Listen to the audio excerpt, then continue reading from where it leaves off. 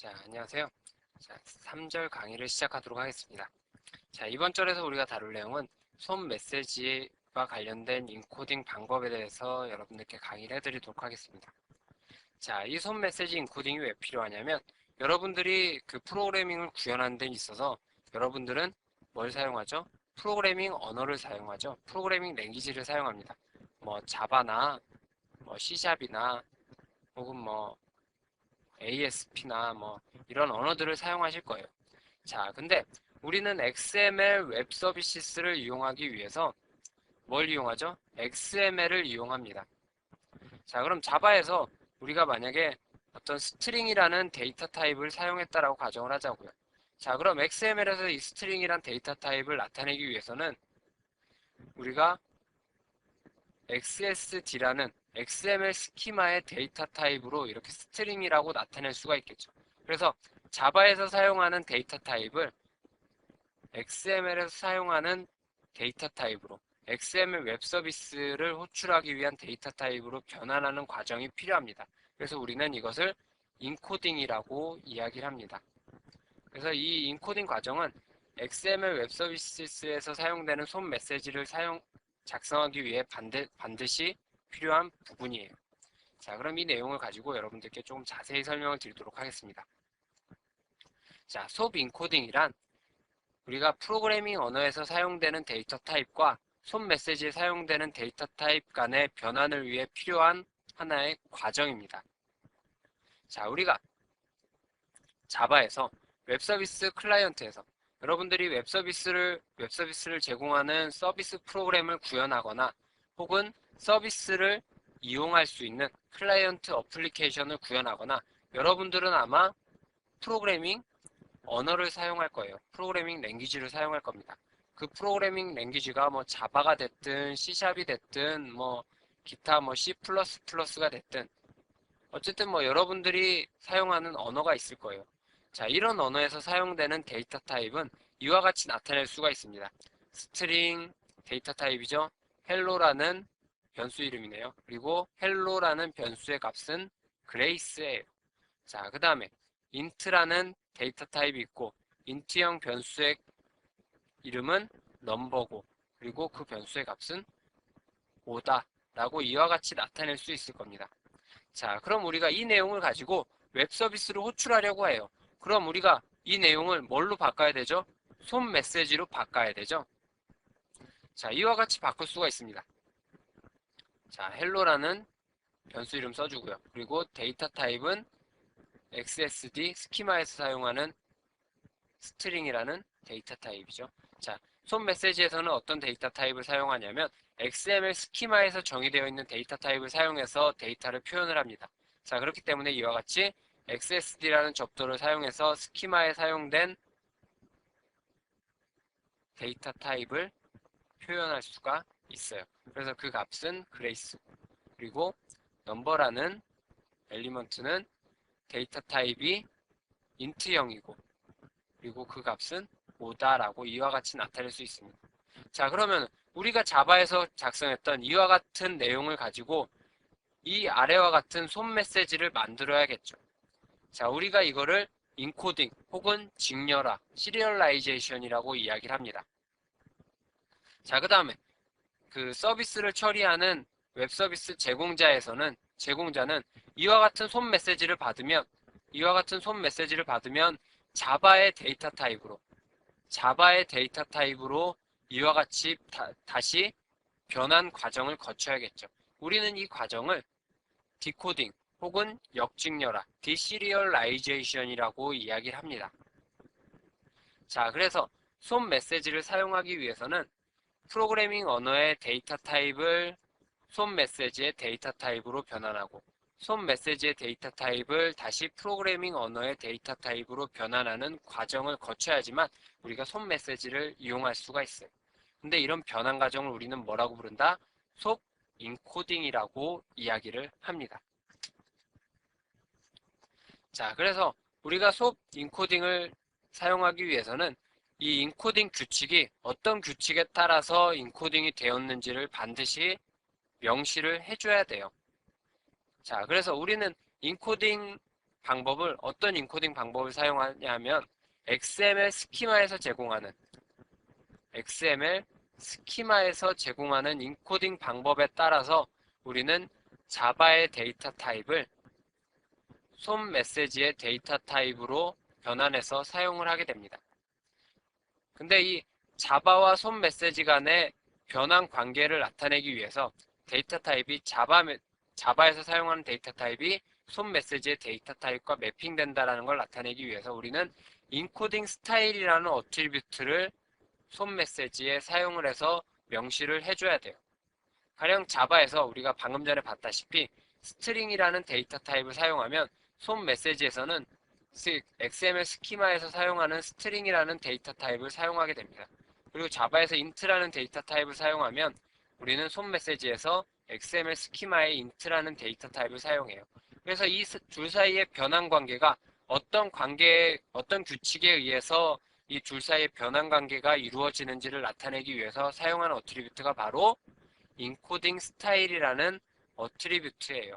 그래서 솜 메시지에 사용된 데이터 타입이 어떤 데이터 표기법을 사용해서 나타냈는지를 지정하기 위해 사용하는 어트리뷰트가 바로 인코딩 스타일 어트리뷰트입니다.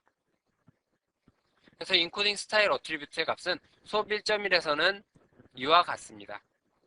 그리고 수업 1.2에서는 이와 같은 인코딩 규칙에 따라 작성을 하시면 됩니다. 그래서 우리는 수업 1.1을 현재 사용하고 있기 때문에 이와 같은 URI를 인코딩 스타일 어트리뷰트의 값으로 적어주시면 돼요. 이와 같은 그 인코딩 스타일 어트리뷰트의 값을 적어주면 얘는 XML 스키마를 사용해서 자바의 데이터 타입을 표현하겠다라는 의미를 담고 있는 겁니다. 자, 그래서 인코딩 스타일 어트리뷰트는 일반적으로 인벨롭이라는 솜 메시지의 루트 엘리먼트에다가 인코딩 스타일 어트리뷰트를 작성해 주시고, 그리고 인코딩 스타일 어트리뷰트의 값으로 이와 같이 수업 1.1에서 작성된 인코딩 규칙의 URI를 여러분들이 적어주시면 됩니다. 자, 그래서 우리가 이제 자바의 데이터 타입을 XML 스키마의 데이터 타입으로 나타낸다라는 사실은 알았어요. 자, 그럼 이 둘 사이의 변환 관계를 어떻게 나타내느냐? 자, 그 기본적인 변환 관계는 아래의 표와 같습니다.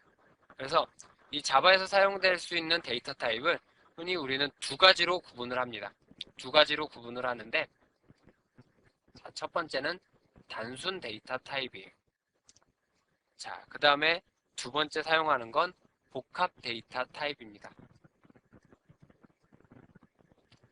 두 가지로 구분을 하는데 단순 데이터 타입과 복합 데이터 타입으로 구분해요. 단순 데이터 타입은 어떤 거냐면 자바에서 사용하는 일반적인 데이터 타입 있죠. 뭐 스트링이라든가 뭐 혹은 인트라든가 이런 일반적인 데이터 타입을 단순 데이터 타입이라고 이야기를 하고, 복합 데이터 타입은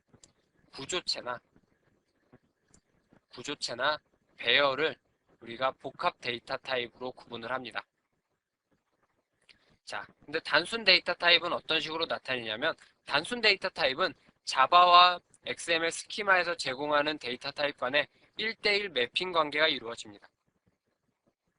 가령 예를 들어서 자바에서 우리가 불린이라는 데이터 타입을 사용하면 XML 스키마에서는 뭘로 나타낼 수 있느냐?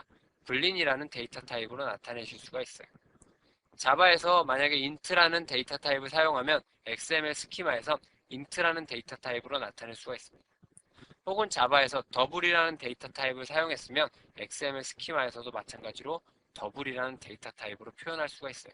이렇게 단순 데이터 타입은 자바와 XML 스키마 간의 1대1 매핑 관계의 표현이 가능합니다. 그래서 이렇게 단순 데이터 타입으로 자바의 데이터 타입을 XML 스키마의 데이터 타입으로 변환하거나 XML 스키마에 사용된 데이터 타입을 자바의 데이터 타입으로 변환하는 건 그리 어렵지 않아요. 뭐 아주 단순한 원리죠. 각각 데이터 타입이 1대1로 매핑되니까. 자, 근데 문제는 바로 복합 데이터 타입이라는 겁니다. 자, 복합 데이터 타입은 제가 뭐라 그랬죠? 구조체와 배열이라 그랬죠. 자, 근데 이 구조체는 구조체는 자바에서는 구조체란 게 없죠. 자바에서는 구조체 대신 클래스란 걸 사용하죠. 자, 그렇기 때문에 이 자바에서 클래스와 배열에 관련된 데이터 타입을 사용했을 경우에 XML 스키마로 이것을 표현하는 게 이제 우리한테는 문제가 되는 거예요. 자, 클래스나 배열 같은 경우에는 XML 스키마에서 클래스나 배열과 관련된 데이터 타입을 제공하지 않습니다. 자, 그렇기 때문에 클래스와 이 배열을 XML 웹 서비스에서 데이터 타입으로 사용했을 경우에 XML 스키마로 이런 데이터 타입을 표현하기 위한 관계를 정의를 해줘야 된다는 겁니다. 자, 그럼 어떻게 나타낼 수 있느냐? 가령 우리가 자바 코드에서 이와 같은 코드를 사용했다라고 가정을 하자고요. 스트링이라는 데이터 타입을 사용해서 배열을 사용했어요. 그 배열에 들어있는 값은 존, 듀크, 미셸 이렇게 네 가지 값을 가지고 있습니다. 자, 그러면 array of string underbar 1이라는 이 변수는 스트링 3개의 값을 가지고 있는 배열 데이터 타입이죠. 자, 이거를 손 메시지에서 어떻게 표현할 수 있느냐? 이 아래와 같이 표현할 수가 있다라는 겁니다. 자, 배열은 우선 XML 웹 서비스에서 XML 웹 서비스가 제공하는 메소드의 이름인 sayHello라는 메소드 이름이 나오고요. 그리고 그 안에 데이터와 인자와 관련된 정보들을 기술하죠. 자, 인자는 샵 id1이라고 이렇게 참조하는 형식으로 작성이 되어 있습니다. 자, 그래서 데이터 타입은 배열 데이터 타입이고 그 배열의 실제적인 데이터 타입은 스트링 3개짜리 데이터 타입이다 라고 이와 같이 나타낼 수 있습니다. 그리고 각각의 이 존과 듀크와 미셸이라는 이런 값들은 아이템이란 엘리먼트를 사용해서 그것의 데이터 타입은 스트링이고 이렇게 각각 아이템 하나와 매핑돼서 존, 듀크, 미셸 이렇게 3가지 값으로 기술할 수가 있습니다. 자, 그래서 자바에서 이렇게 배열로 사용했던 데이터 타입을 그 손 메시지에서는 이와 같이 나타낼 수 있다라는 거예요. 이와 같은 변환 과정은 뭐 거의 규칙에 의한 거니까 여러분들이 이렇게 변환되는구나 라고 알고 계시면 될 것 같습니다. 그리고 여러분들이 XML 웹 서비스를 이용하는데 손 메시지를 직접적으로 작성해서 웹 서비스를 이용하는 경우는 굉장히 드물 거예요. 그렇기 때문에 여러분들이 손 메시지 가령 인자로 배열이 사용되는데 이 배열을 손 메시지로 어떻게 변환할 것인가가 중요한 게 아니라 이렇게 사용되는구나. 그래서 나는 이런 형태로 XML 웹 서비스를 이용하는구나 라고 그러한 내용을 알고 계시는 게 더 중요하다라는 겁니다. 그래서 어떤 규칙에 의한 거기 때문에 이렇게 사용되는구나. 자바에서 배열 데이터 타입이 손 메시지에서는 이렇게 변환되어져서 표현되는구나 라는 걸 알고 계시면 될 것 같습니다.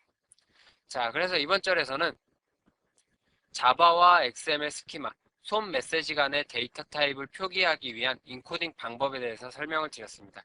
인코딩 방법 또한 굉장히 중요한 내용이기 때문에 여러분들이 반드시 이해하고 넘어가셔야 될 것 같습니다.